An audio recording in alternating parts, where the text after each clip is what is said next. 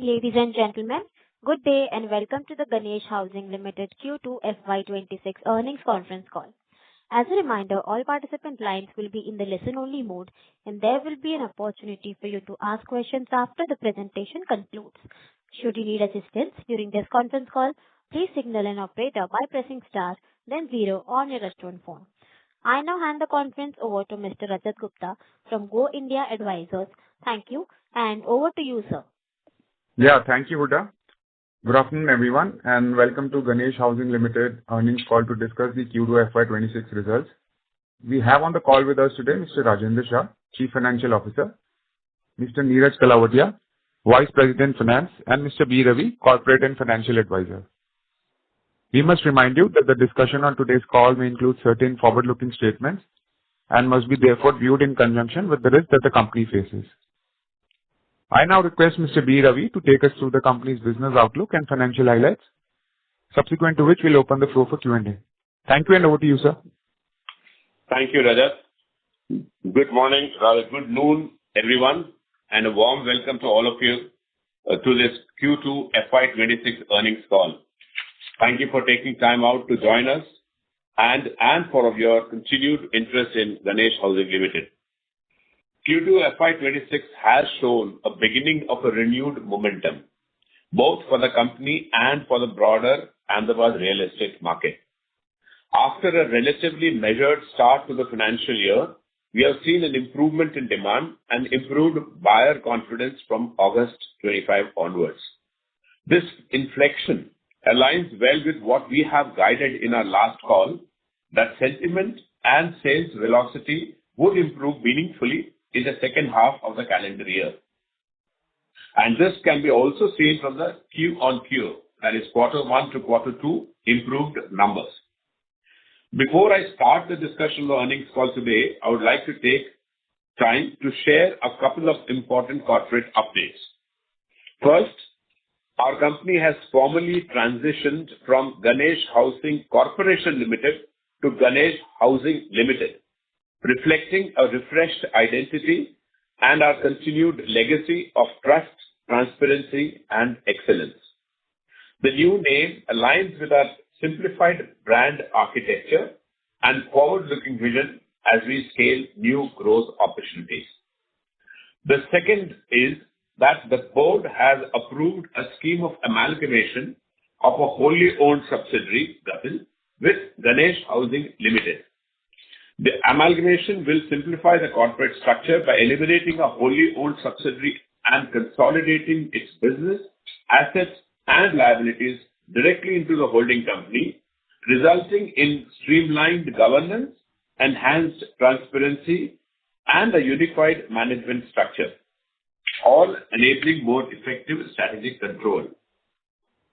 The amalgamation also enables us to consolidate the operational capabilities, expertise, and resources of the transferor company and the transferring company, which will provide impetus, growth, enhanced synergies, and focused management control.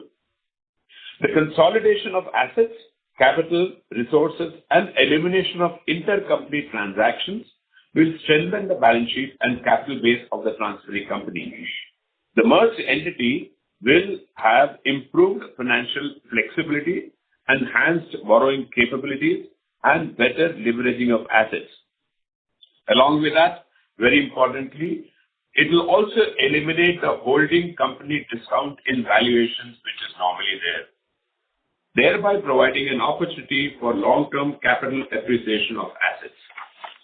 Now on to the updates. First, of course, the real estate updates. Ahmedabad today stands out as India's most affordable, high-growth real estate market. With an EMI to income ratio of just about 18%, the city remains deeply affordable compared to other metros, which, while offering high-quality infrastructure, connectivity, and a strong employment base. The city's selection as a host venue for the 2030 Commonwealth Games is just a formality to be completed in that, coupled with a major infrastructure upgrade such as Metro Phase 2 and the GIFT City expansion, has triggered a strong investment cycle. Property values are now expected to appreciate by about 10 to 15% annually, driven by genuine end-user demand, investor inflows, and corporate leasing.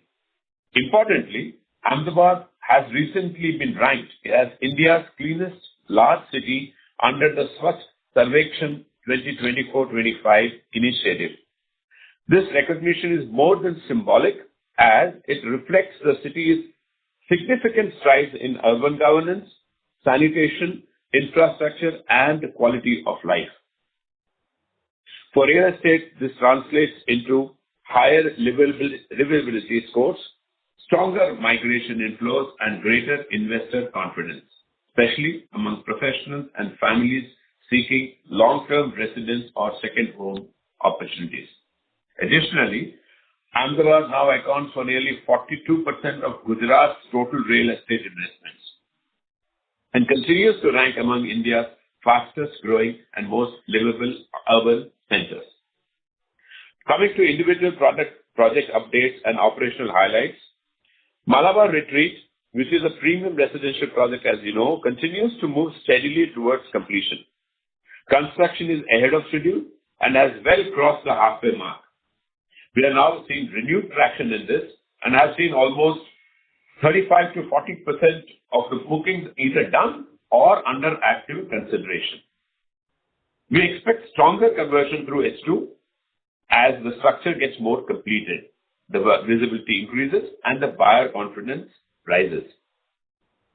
In the Million Mines IT SEZ Phase 1, the quarter has seen a steady progress in this project, which is our flagship commercial development undergoing. About 50% of the leasable area already has LOIs, and the balance leases are under active consideration. This is expected to be completed by Q4 of FY26. The interest from global capability centers, hybrid workspace providers, and leading technology firms continues. As mentioned earlier, we have actually fit out was to start, and we have started that in Q3 FY26. This will pave the way for lease rentals to commence by latest by Q1 of FY27. We are operationally ready. The project, as you know, is designed as an ESG certified platinum development featuring sustainable architecture and energy efficient infrastructure. Once operational, Million Mines will anchor Ahmedabad's emergence as a technology and services hub and serve as a key annuity income driver for Ganesh Housing. Looking to the buoyancy, we are likely to start Phase 2 very soon. In the 191 Haltej commercial development, the entire planning and approvals are in the final stages, and construction is set to commence shortly in H2 FY26. As you know, it's located in Ahmedabad's emerging central business corridor. This project is designed as an institutional-grade office and retail hub. With a potential lifetime revenue of 2,100 crores, it will be our flagship commercial development over the next 3-4 years. The Godavari area cluster development, which is approximately, as you know, measures around 450 acres, is going on well. This continues to be our anchor land monetization engine. We had earlier announced, if you recollect, that in Phase 1, it consists of 650 acres which we will be monetizing. We are pleased to say that of those, sale of 33 acres, that is about 66%, has been completed. The average realizations also in all these transactions have been stronger than what we had estimated. This is due to the various developments in that area. The other phases, as always mentioned, would be developed after the current developments in the area crystallize more and the requirements are frozen. With over 418 acres still available, Godavari provides multi-year visibility for plotted residential and mixed-use development. Our other land bank continues. We still have approximately 524 acres diversified not only across Godavari, but Million Mines SEZ, Haltej, and Malabar Retreat corridors. We also have initiated discussions for select new parcels in growth micro markets, ensuring that we stay future ready. as the city expands westward and towards key infrastructure nodes. Now coming to the financial highlights during the quarter. As we had discussed in our last call, the first half of FY26 was expected to be somewhat muted as project execution and leasing activity ramp up throughout the year. We are told that there is a pickup in demand. Hence, the Q-on-Q, that is Q1 to Q2 results of this FY26 have shown the improvements, with the revenue in Q2 being 174 crores, which is a Q1 to Q2 growth of about 15%. The EBITDA margins remain strong and stable at around 85%, underscoring the continued strength of our business. And the EBITDA grew by 16% quarter on quarter to 148 crores. The PAT margins expanded by 40 basis points sequentially, with PAT at 108 crores as compared to 93 crores in Q1 FY26. The year-on-year numbers have been lower by about 30%, as FY25 was an exceptional year and the real estate stayed muted for almost 9 months of this calendar year, which is a reflection of slow offtake of land deals in recent times. Overall, the profitability metrics remain robust and we are well positioned for a stronger performance in the second half of the year. Our balance sheet also continues to remain very strong. Looking to the current position, we would like to mention that the guidance given of 25 to 30% year-on-year growth in PAT does not look possible. At this point in time, we trust we may be able to maintain the last year's numbers. The final picture, however, and the final guidance, however, would emerge in Q3 results, and we shall get back to you on that. On the other hand, the land bank reserves and the valuation of those land bank reserves continue to be very strong and upward looking. As we had mentioned in the last year earnings call, our strategic priorities remain consistent, and this year also we have shifted from planning to execution. Each of the focus areas continues to strengthen the foundation of the next phase of growth. As you know, our focus areas are execution excellence, revenue diversification, capital efficiency, and citywide alignment. Thank you once again for the time, and we can now open the floor for Q&A. Thank you. Thank you very much. We will now begin with the question and answer session. Anyone who wishes to ask a question may press star and one on their touchtone telephone. If you wish to remove yourself from the question queue, you may press star and two. Participants are requested to use handsets while asking a question. Ladies and gentlemen, we will wait for a moment while the question queue assembles. The first question is from the line of Siddhesh from Ambit Capital. Please go ahead. Hi, am I audible? Yes, you are. Hi, thank you for the opportunity and a few questions from my side. So, have any new land parcels under negotiation in Q2 been finalized? Yes, in your Q2 also, the Godavari land, as you know, we have been monetizing that as per our plan. So 100% of the revenue comes from that. Yes, we have monetized about 12 acres. And what is the average cost of these acquisitions relative to your legacy land bank? And you're talking about the new land bank acquisition? Yeah. We won't be able to tell you the actual value at this point in time, but it is in such growth areas wherein we see future potential. That's all I can say. Once we have completed the transaction, all the transaction, we can come back to the actual average acquisition cost. Understood. And so timelines for our planned projects have been consistently extended since we first announced them. So by almost a couple of years. And additionally, our earlier cash flow expectations have also been revised downwards. So just wanted to understand the status of these planned projects in more detail, since we have not been aggressive with new project launches. Can we expect this project to now progress in a more timely manner or in a previous manner? Well taken. I would like to make a small correction.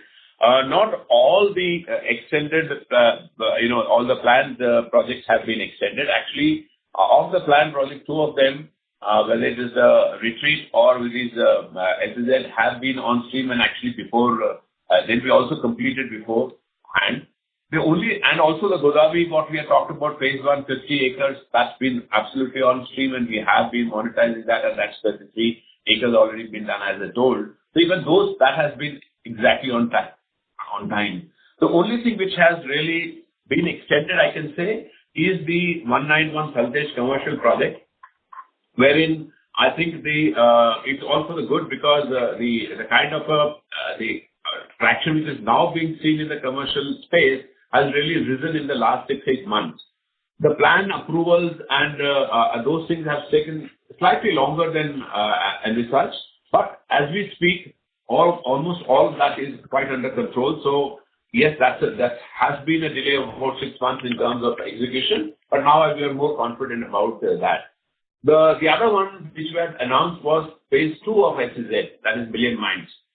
And we had said that, the moment we see 80% of the leases, that's when we'll start the phase 2.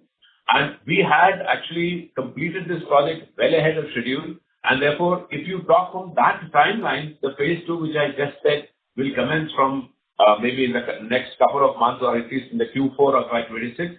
I would say that it's almost on time. We will take a few months of here and there. But the right way to look at the entire thing is there's been a lot of developments which are happening in Ahmedabad, specifically in all areas of residential as well as commercial. And sitting on a very large land bank has helped us, and all paid for, and that too at a very low cost, has allowed us to have patience in trying to announce this project at a time when the market is just ripe for it, rather than announce and wait for the bookings and have a cash flow problems. So I think, though agreed, some of these projects have been slightly delayed and has extended. As we speak, looking into all the developments now, we believe that whether it's phase 2, what we have just already said that we'll be doing it in the next quarter itself of Million Mines, or other projects like 191 Saltesh, which I just announced, all of them, I think, will continue in this timeline what we just mentioned. I hope I've been able to satisfy your question. Thank you, sir. That's it from my side. I wish you all the very best, sir. Thanks. Thank you. Thank you. The next question is from the line of Natasha Singh from Arihant Capital. Please go ahead. Thank you for the opportunity. So my first question is, as you earlier targeted 20 to 30% of annual profit growth. So, hello?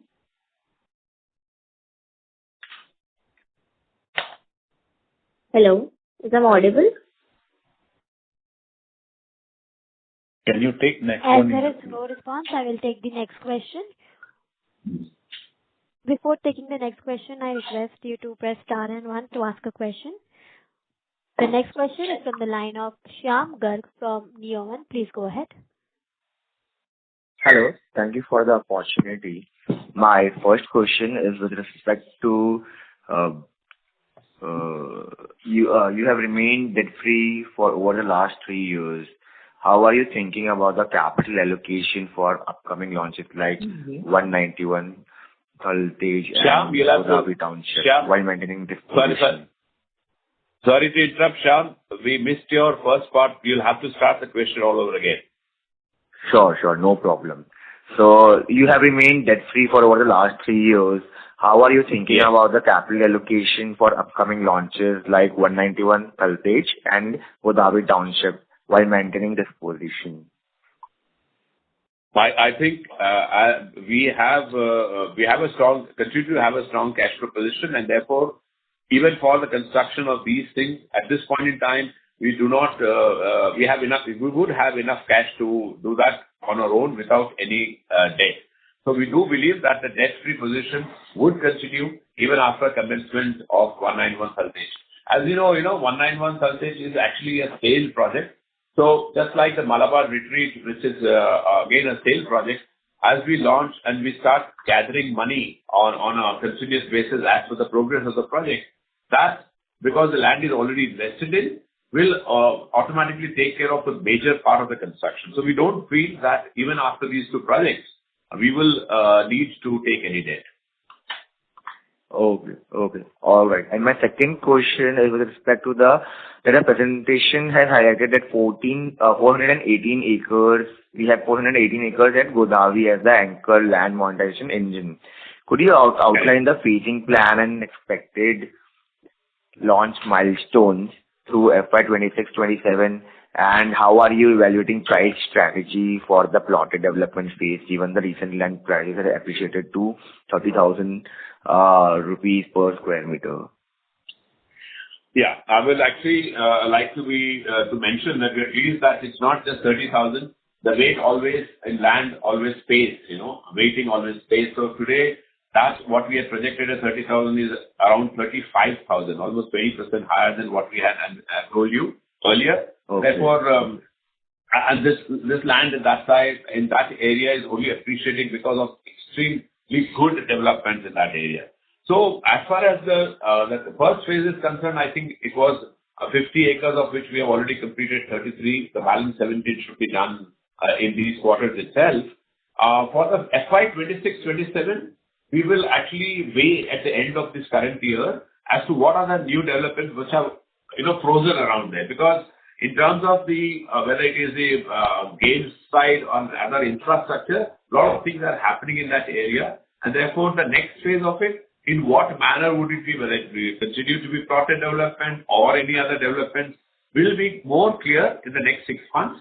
And therefore, when we finish our year of FY26, that means when we tell our annual results and when we give the guidance for the next year, we will be able to tell you more clearly as to what could be the next phase of development in Godavari.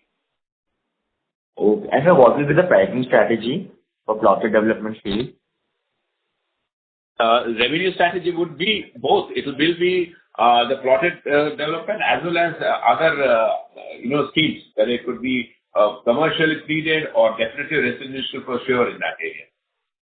All right. All right. Thank you so much for the opportunity, sir. Thank you for answering my question.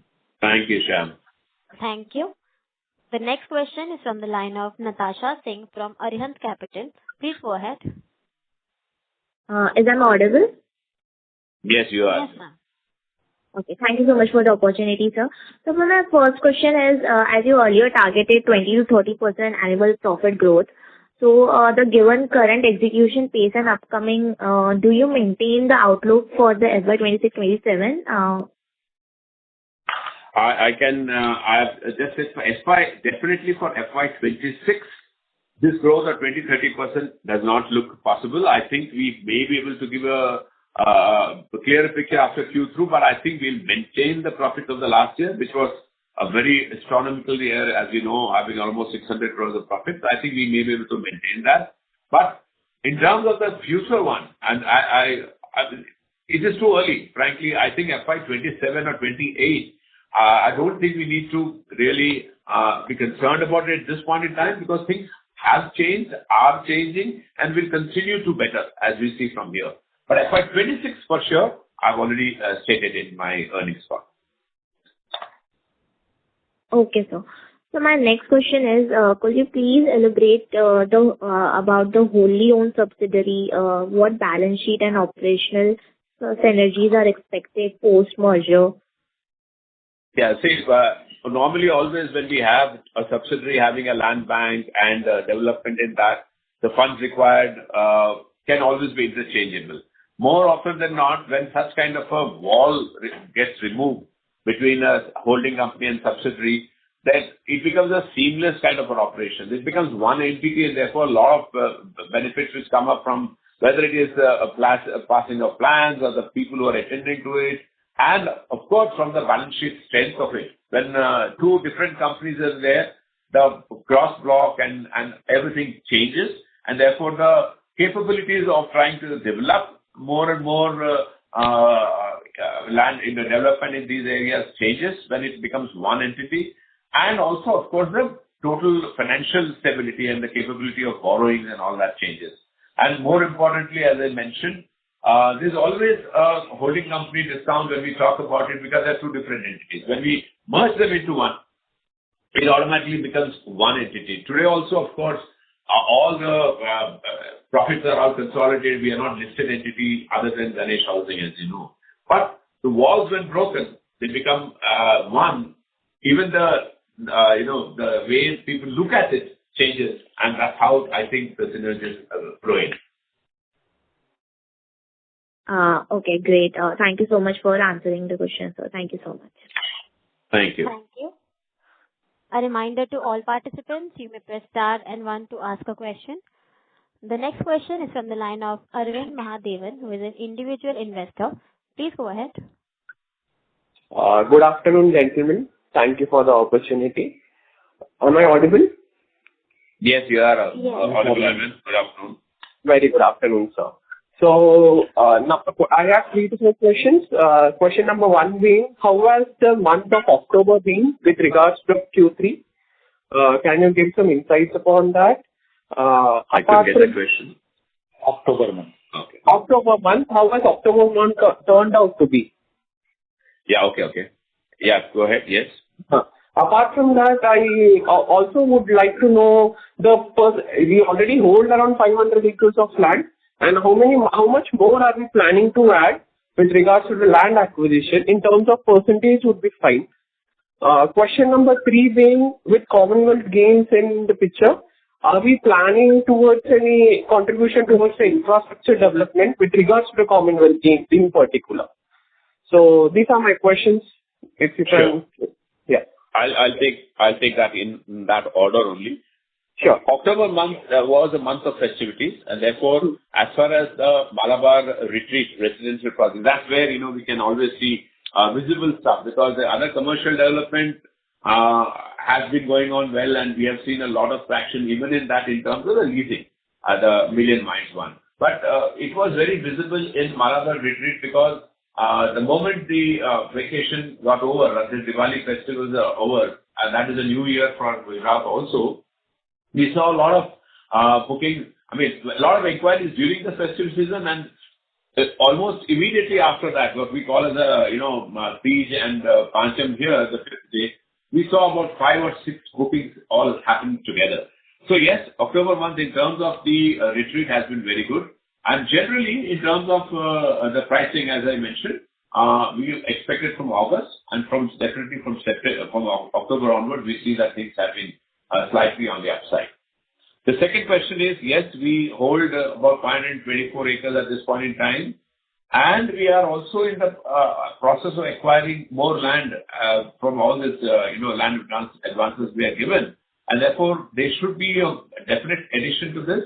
How much would it be? Yes, it could be about 5-10% of the existing land bank is something which you have always been adding. And therefore, at any point in time, in spite of all these monetization of Godavari land and rest of the other land, what we have said, what we started off with about 550 acres, let's say 3-4 years back, we continue to be in that vicinity even today. So therefore, effectively, there has been an acquisition of land on an ongoing basis, and that will continue. In terms of the Commonwealth, infrastructure development, no, we are not at this point in time directly involved in any infrastructure as such, because the games infrastructure will be done many times mostly with the government. But yes, the other local stuff, wherever the games are being held, including the games village at Godavari, there we would have a lot of things to contribute to in that, in terms of the requirements of the game. More often than not, it will be either residential or commercial or any other aspects. We will be able to really plan what exactly can be the next phase to be done in Godavari only by the year end, as I said, by which time the entire development in that would be a little more clearer. At this point, it has been a few months, as you know. So I think we'll still need about 4-5 months to really see what is emerging out of that area. Thank you. Fair enough. My last question would be, simply to match previous year's turnover, we would be requiring around 600 to 650 crores in addition in Q3 and Q4 itself. That's around 300-325 crores per quarter. So are we on line to, just to ensure that the revenue is in place with regards to Q3 and Q4? Can we expect a 300? Yeah. May not be. Frankly, we normally have always guided the bottom line. The top line can change depending on which particular area, what development is happening, especially the monetization of the land that we have. So, but yes, looking to that, both the top line and of course, for the top line, we are not given a guidance, but still, what you are saying, looking to that, or the bottom line, as I said, can stay muted. It may not show that kind of a growth. Okay. Thank you. Thanks a lot, sir. All the very best. Thank you. Thank you. A reminder to all participants, you may press star and one to ask a question. The next question is from the line of Aditya Agrawal from Finavenue. Please go ahead. Hello, sir. Good afternoon. So just wanted to know that do we have any plans for becoming as of now our business is more specificated towards the land sales and all those things. Are we planning to become a full-fledged real estate company like the likes of Prestige, or we have Lodha Group or Godrej Properties? I mean, focusing more on, new projects, high value projects, rather than waiting for, the land prices to appreciate or significant developments in the area. So do we have any future plans for that? Like if we consider about the valuation prospects, like the market is given to Ganesh Housing. So, Ganesh Housing is not getting that value of a real estate company. So does the management have any vision for this thing? Wanted your, insight on this aspect. Sure. So actually, I would... Market... Just a second, sir. So market is slightly having a view like we are basically a land trader rather than a real estate company. So just wanted your insights on this thing.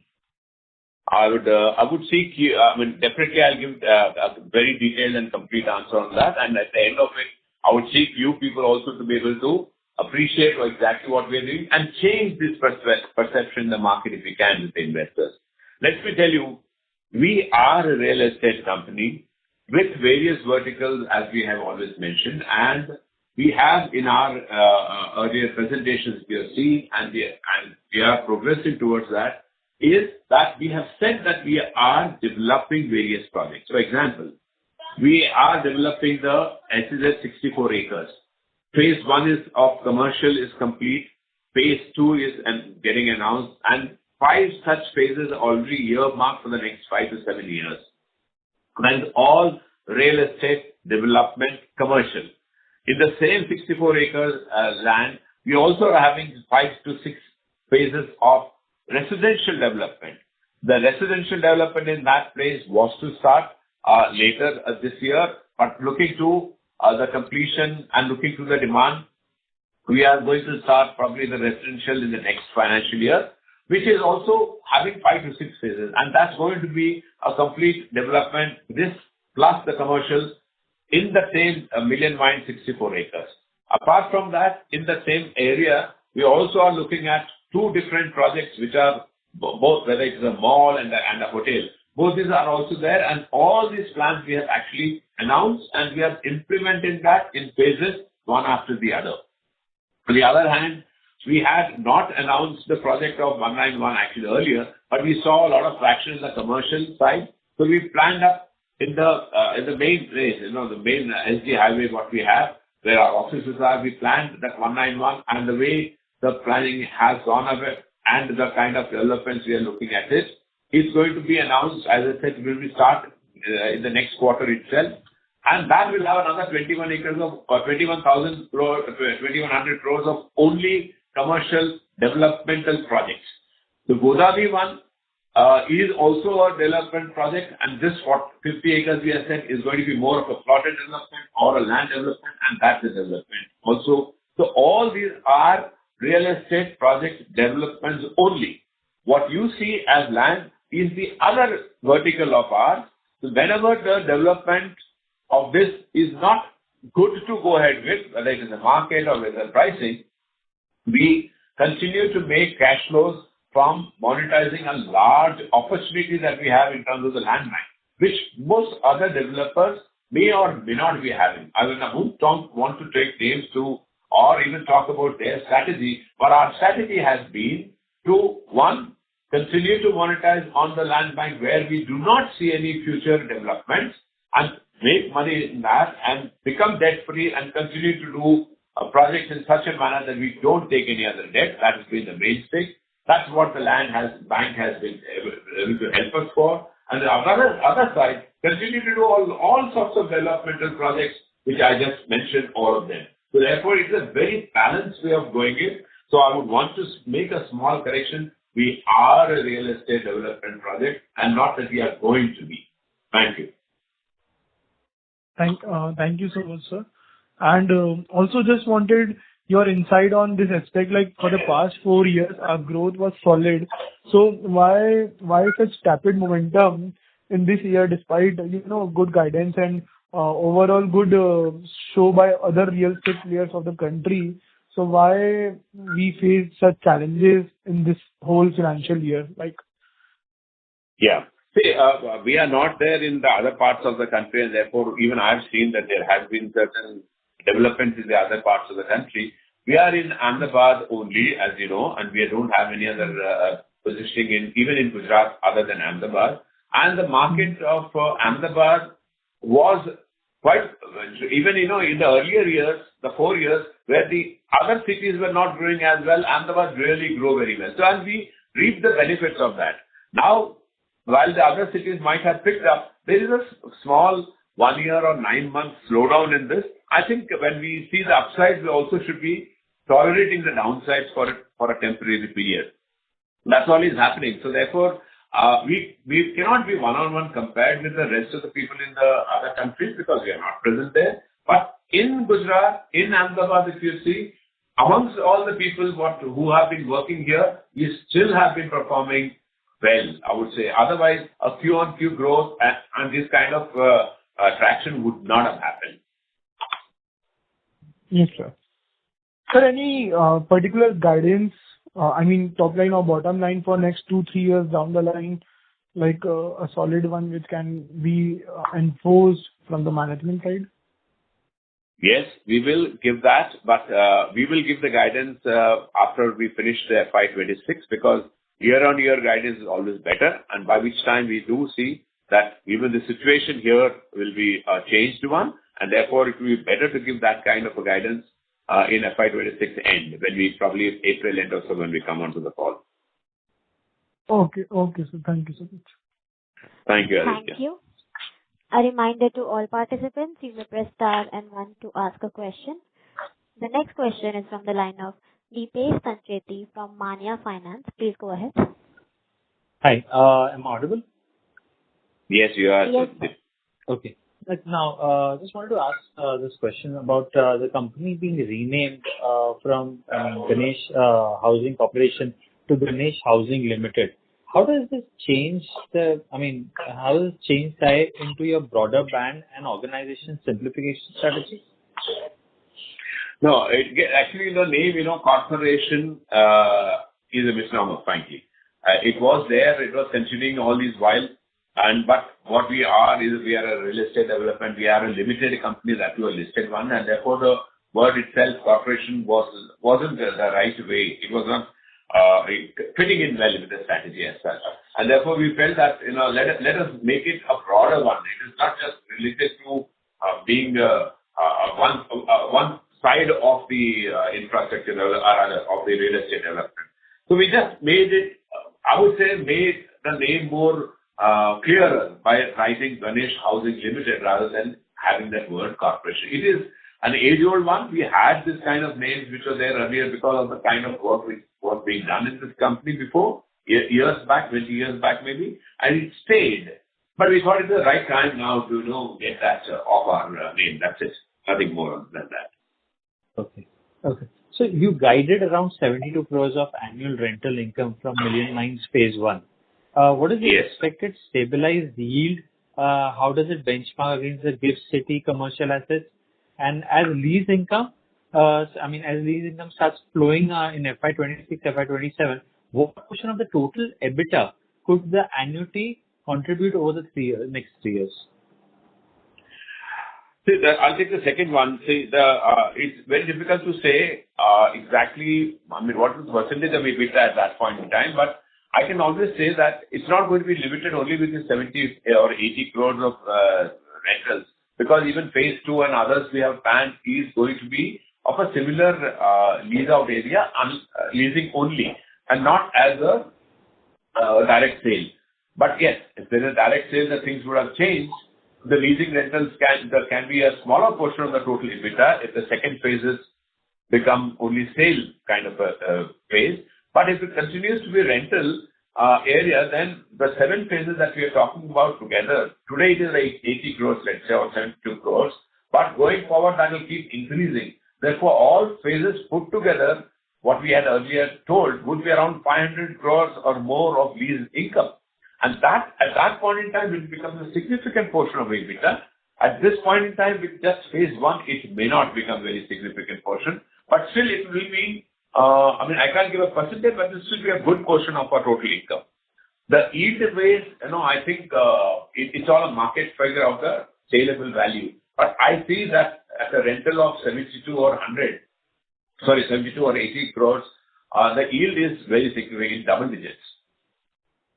So, just wanted to understand that when you mentioned that about 500 crores is what you're expecting from all the phases, when is that expected? It will be, phase 1 is now complete. Phase 2, we are starting next year. And the kind of construction plan that we have, we completed in 2 years flat. So therefore, the lease rental of that would start, let's say, 2 years then, and so on. So I think, and there will be an overlap. Obviously, if the traction is more, then there will be overlap between phase 1 and phase 2. We don't have to wait for phase 1 phase to complete to announce the second phase, the third phase. We might even start while the second phase is on. But put together, if you see, it could take 5 to 7 years. 5 to 7 years. So you have a continuous, revenue outlook for 5 to 7 years from this project. And how is the demand? Yes. How have you seen the demand? Has it been 100% utilization, or what is the status right now of phase 1? Phase 1 is, yes, it will be 100% utilization, because we have got lease, both already LOIs procured, as well as that were in the pipeline, is around 80% at this point in time. I do believe that by March 26, we would have completed 100% of that LOIs in that, and leasing would have been done. That's our expectation. So therefore, yes, the demand is good.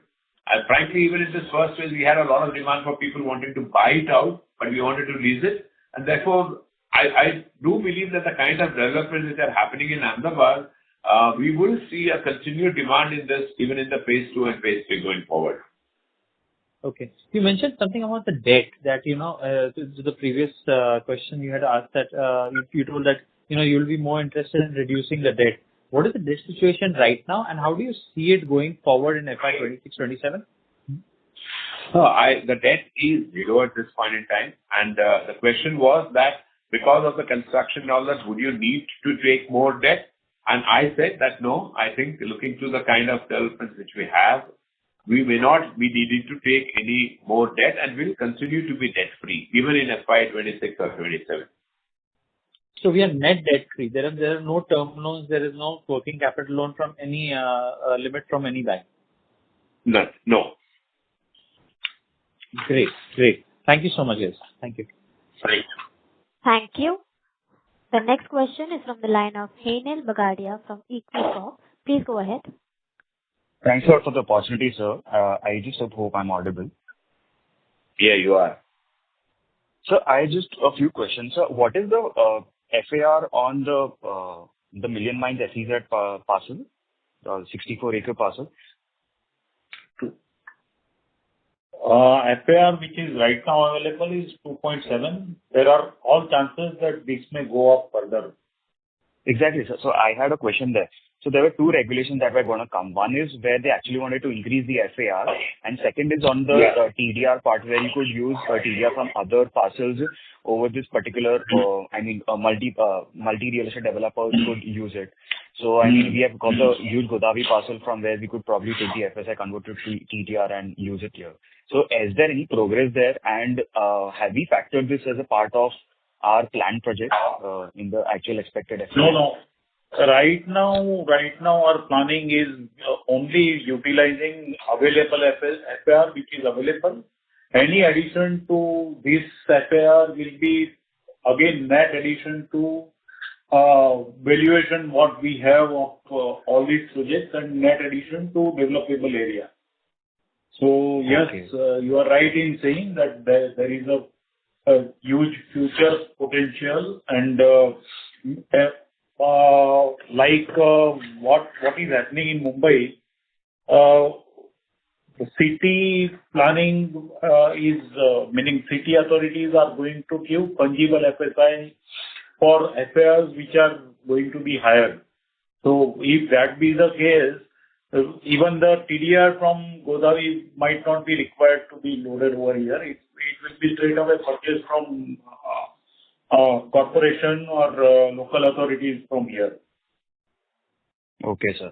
So secondly, on the SEZ parcel side, so as you said, 500 crores is the expected annuity, and you don't plan to take any debt. So is there any fair chance, because earlier we had plans to have some real estate development on the residential side, use those front-end cash flows for the commercial part where we could, manage the cash flows and, still not have the need to raise debt. So right now, I think so, even in Q1 and probably this time also, I think so Knight Frank has given a little negative report. The sales are slowing down, and a lot of new project launches has also gone down.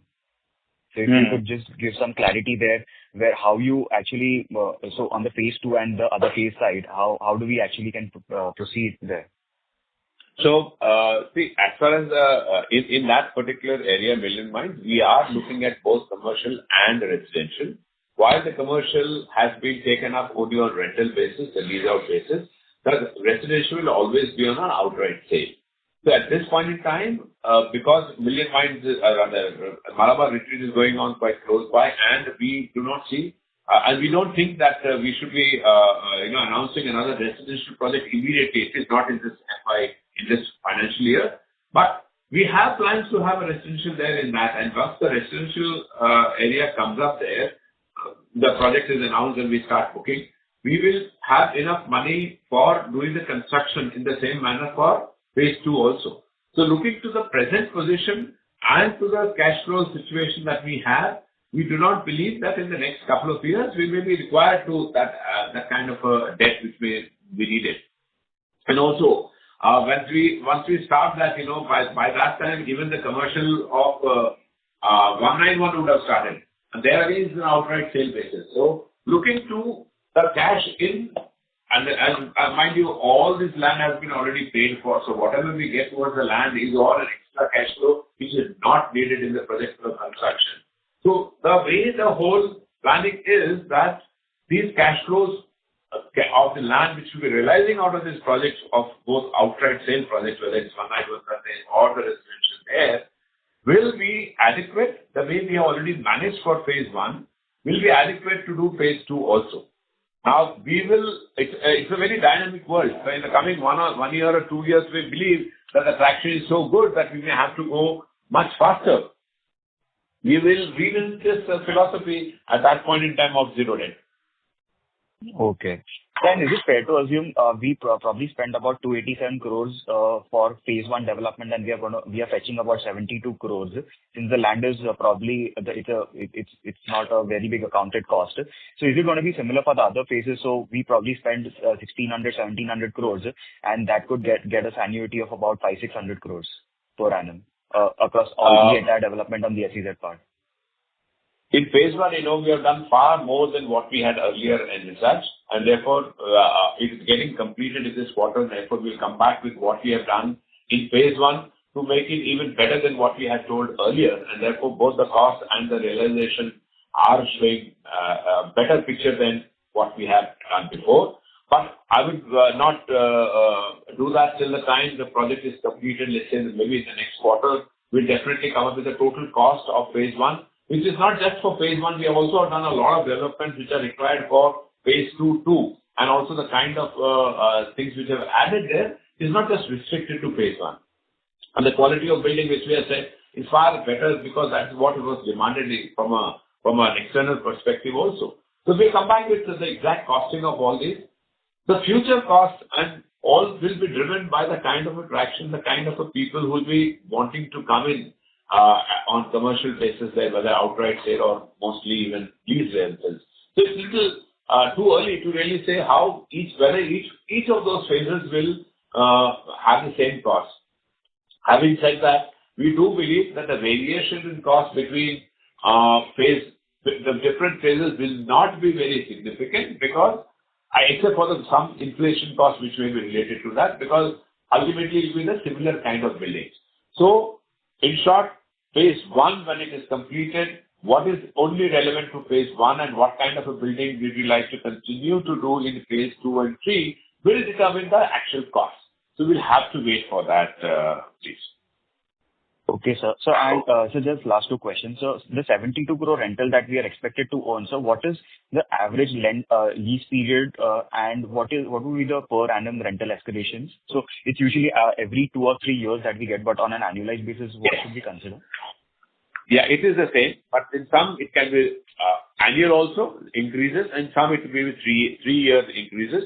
And this is at this point in time, actually, even as we speak, we do believe that the rentals can be slightly higher. So once the entire rental is done, it will be all frozen by 31st March 26. I think we would have frozen the major part of the entire rentals and the escalation part of it. But yes, it continues to be in the variation of 7 to 10% is either yearly in some cases or three yearly in the other cases. Yes. So standard skeletal is we generally enter into lease rental for 3 plus 3 plus 3 years, so 9 years, with a lock-in of 5 years. And if escalation, if it is annual, it will be roughly about 5%. If it is after rest of 3 years, it will be 15%. Okay. Thanks a lot, sir. And lastly, there have been certain regulations by the AMC to reduce the air pollution, where they have actually banned RMC on physical sites of commercial and residential properties, and they want to push it on the out city limits. So is there any significant cost that we might incur on the construction side, or we are mostly using prefab, so it won't be a very big number for us? You actually you answered the question. The second part of your question was the answer to the first one. You're right. Oh, okay. Thanks a lot, sir. And that's Thank you. Thanks. Bye. Thank you. Due to time constraints, we will take that as the last question for today. I now hand the conference over to the management for closing comments. Thank you. Thank you once again for joining us in this. I think to sum up, the next 2 years will mark a clear transition from hyper-growth to consolidation as well as continuous growth actually for Ganesh Housing Limited. We will, as I already said, we'll continue to hopefully meet all the debt-free financials even with the completion of all commercial buildings. I think the demand momentum has returned, the infrastructure visibility is improving, and therefore Ahmedabad will continue to attract investors, corporates and home buyers alike. So let's see how the next 2 quarters goes. We have a lot going on in this space. So see you very soon for the next quarter results. Thank you very much for being with us. On behalf of Go India Advisors, that concludes this conference. Thank you for joining us, and you may now disconnect. Thank you.